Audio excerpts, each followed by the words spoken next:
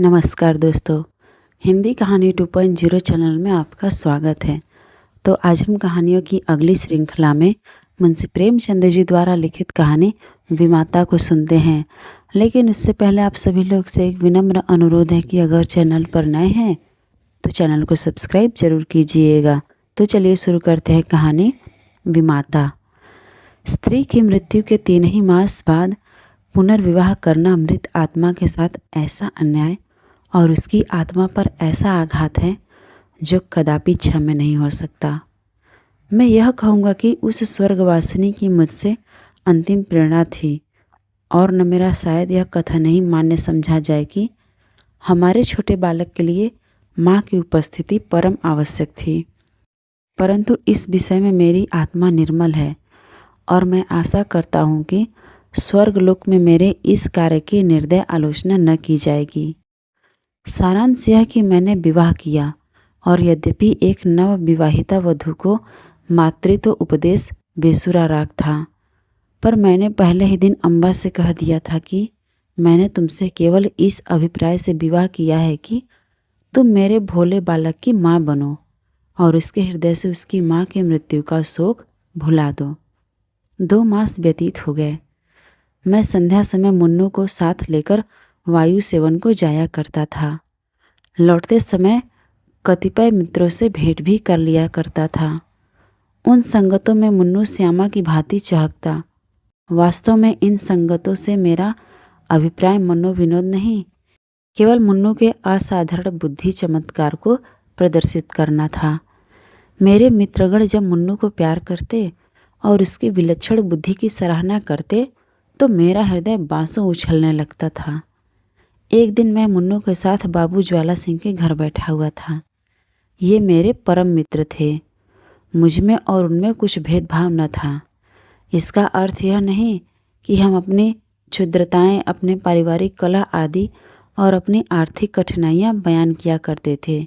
नहीं, हम इन मुलाकातों में भी अपनी प्रतिष्ठा की रक्षा करते थे और अपनी दुरावस्था का जिक्र कभी हमारी ज़बान पर नहीं आता था। अपनी कालिमाओं को सदैव छिपाते थे। एकता में भी भेद था और घनिष्ठता में भी अंतर।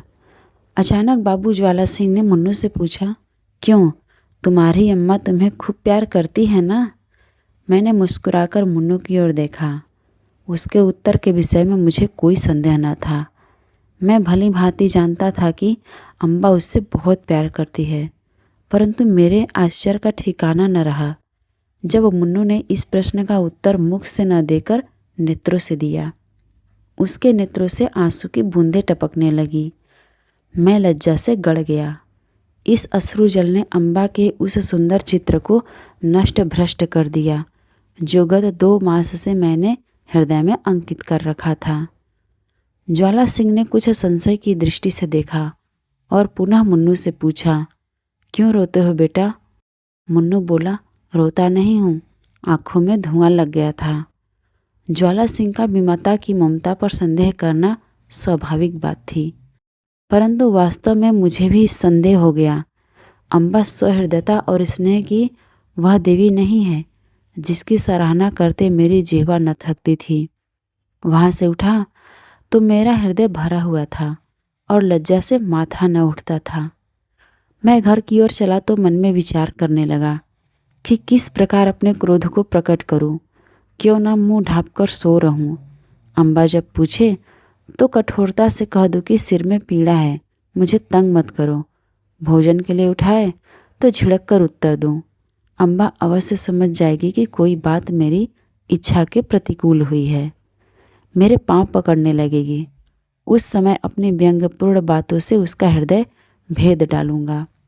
ऐसा रुलाऊंगा कि वह भी याद करे। पुनः विचार आया कि उसका हंसमुख चेहरा देखकर मैं अपने हृदय को बस में रख सकूंगा या नहीं। उसकी एक प्रेमपूर्ण दृष्टि, एक मीठी बात, एक रसीली चुटकी मेरी शिला तुल्य रुष्टता के टुकड़े टुकड़े कर सकती है। परंतु हृदय की इस निर्बलता पर मेरा मन झुंझला उठा। यह मेरी क्या दशा है? क्यों इतनी जल्दी मेरे चित्त की काया पलट गई? मुझे पूर्ण विश्वास था कि मैं इन मृदुल वाक्यों में आधी और ललित कटाक्षों के बहाव में भी अचल रह सकता हूँ और कहाँ अब यह दशा हो गई है कि मुझ में साधारण झोंके को भी सहन करने की सामर्थ्य नहीं। इन विचारों से हृदय में कुछ दृढ़ता आई। तिस पर भी क्रोध की लगाम पग पग पर ढीली होती जाती थी। अंत में मैंने हृदय को बहुत दबाया और बनावटी क्रोध का भाव धारण किया। ठान लिया कि चलते ही चलते एकदम से बरस पड़ूंगा। ऐसा न हो कि विलंब रूपी वायु इस क्रोध रूपी मेघ को उड़ा ले जाए। परंतु ज्यों ही घर पहुंचा, अम्बा ने दौड़कर मुन्नू को गोदी में ले लिया और प्यार से सने हुए कोमल स्वर से बोली, आज तुम इतनी देर तक कहाँ घूमते रहे? चलो देखो, मैंने तुम्हारे लिए कैसी अच्छी अच्छी फुलौड़ियाँ बनाई हैं। मेरा कृत्रिम क्रोध एक क्षण में उड़ गया। मैंने विचार किया, इस देवी पर क्रोध करना भारी अत्याचार है। मुन्नू अबोध बालक है। संभव है कि वह अपनी माँ का स्मरण कर रो पड़ा होगा। अम्बा इसके लिए दोषी नहीं ठहराई जा सकती। हमारे मनोभाव पूर्व विचारों के अधीन नहीं होते।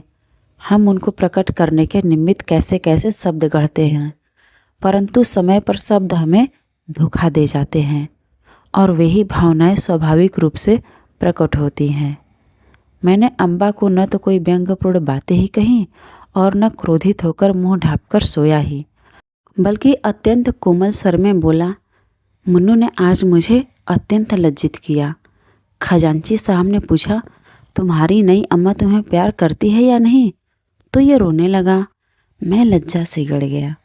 मुझे तो स्वप्न में भी यह विचार नहीं हो सकता कि तुमने इसे कुछ कहा होगा। परंतु अनाथ बच्चों का हृदय उस चित्र की भांति होता है जिस पर एक बहुत ही साधारण पर्दा पड़ा हुआ हो।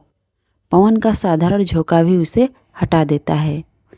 ये बातें कितनी कोमल थी। तिस पर भी अम्बा का विकसित मुखमंडल कुछ मुरझा गया। वह सजल नेत्र होकर बोली, इस बात का विचार तो मैंने यथासाध्य पहले ही दिन से रखा है, परंतु यह असंभव है कि मैं मुन्नू के हृदय से माँ का शोक मिटा दूँ। मैं चाहे अपना सर्वस्व अर्पण कर दूँ, परंतु मेरे नाम पर जो सौतेलेपन की कालिमा लगी हुई है वह मिट नहीं सकती। मुझे भय था कि इस वार्तालाप का परिणाम कहीं विपरीत न हो, परंतु दूसरे ही दिन मुझे अम्बा के व्यवहार में बहुत अंतर दिखाई देने लगा। मैं उसे प्रातः सायंकाल पर्यंत मुन्नू की ही सेवा में लगी हुई देखता, यहाँ तक कि उस धुन में उसे मेरी भी चिंता न रहती थी। परंतु मैं ऐसा त्यागी नहीं था कि अपने आराम को मुन्नू पर अर्पण कर देता। कभी कभी मुझे अम्बा की यह श्रद्धा न भाती, परंतु मैं कभी भूल कर भी इसकी चर्चा न करता। एक दिन मैं अनियमित रूप से दफ्तर से कुछ पहले ही आ गया। क्या देखता हूँ कि मुन्नू द्वार पर भीतर की ओर मुख किए खड़ा है। मुझे इस समय आँख मिचौनी खेलने की सूझी।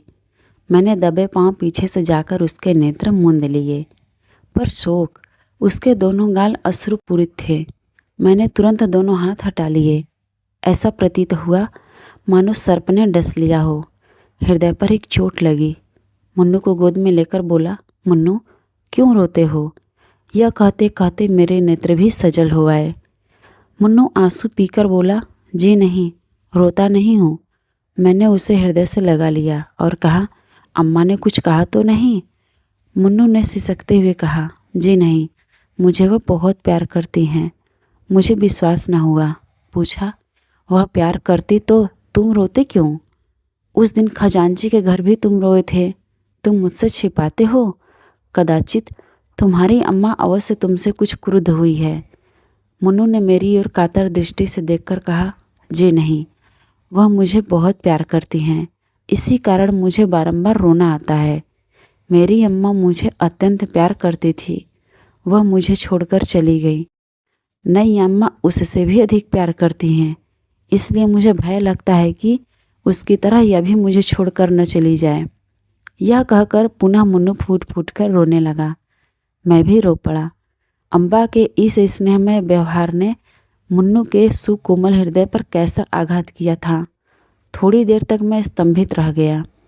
किसी कवि की यह वाणी स्मरण आ गई कि पवित्र आत्मा इस संसार में चिरकाल तक नहीं ठहरती। कहीं भावी ही इस बालक की जिह्वा से तो यह शब्द नहीं कहला रही है। ईश्वर न करे कि वह अशुभ दिन भी देखना पड़े। परंतु मैंने तर्क द्वारा इस शंका को दिल से निकाल दिया। समझा कि माता की मृत्यु ने प्रेम और वियोग में एक मानसिक संबंध उत्पन्न कर दिया है और कोई बात नहीं है। मुन्नू को गोद में लिए हुए अम्बा के पास गया और मुस्कुराकर बोला, इनसे पूछो क्यों रो रहे हैं। अम्बा चौंक पड़ी। उसके मुख की कांति मलिन हो गई। बोली, तुम ही पूछो। मैंने कहा, ये इसलिए रोते हैं कि तुम इन्हें अत्यंत प्यार करती हो और इनको भय है कि तुम भी इनकी माता की भांति इन्हें छोड़कर न चली जाओ। जिस प्रकार गर्द साफ हो जाने से दर्पण चमक उठता है, उसी भांति अम्बा का मुखमंडल भी प्रकाशित हो गया। उसने मुन्नू को मेरी गोद से छीन लिया और कदाचित यह प्रथम अवसर था कि उसने ममतापूर्ण स्नेह से मुन्नू के पांव का चुंबन किया। शोक, महाशोक। मैं क्या जानता था कि मुन्नू की अशुभ कल्पना इतनी शीघ्र पूर्ण हो जाएगी। कदाचित उसकी बाल दृष्टि ने होनहार को देख लिया था। कदाचित उसके बाल श्रवण मृत्यु दूतों के विकराल शब्दों से परिचित थे। 6 मास भी व्यतीत न होने पाए थे कि अम्बा बीमार पड़ी और इन्फ्लुएंजा ने देखते देखते उसे हमारे हाथों से छीन लिया। पुनः वह उपवन मरुतुल्य हो गया। पुनः वह बसा हुआ घर उजड़ गया। अम्बा ने अपने को मुन्नू पर अर्पण कर दिया था। हाँ, उसने पुत्र स्नेह का आदर्श रूप दिखा दिया। शीतकाल था और वह घड़ी रात्रि शेष रहते ही मुन्नू के लिए प्रातःकाल का भोजन बनाने उठती थी। उसके इस स्नेह बाहुल्य ने मुन्नू पर स्वाभाविक प्रभाव डाल दिया था। वह हठीला और नटखट हो गया था। जब तक अम्बा भोजन कराने न बैठे, मुंह में कौर न डालता। जब तक अम्बा पंखा न झले, वह चारपाई पर पाँव न रखता। उसे छेड़ता, चिढ़ाता और हैरान कर डालता। परंतु अम्बा को इन बातों से आत्मिक सुख प्राप्त होता था। इन्फ्लुएंजा से कराह रही थी।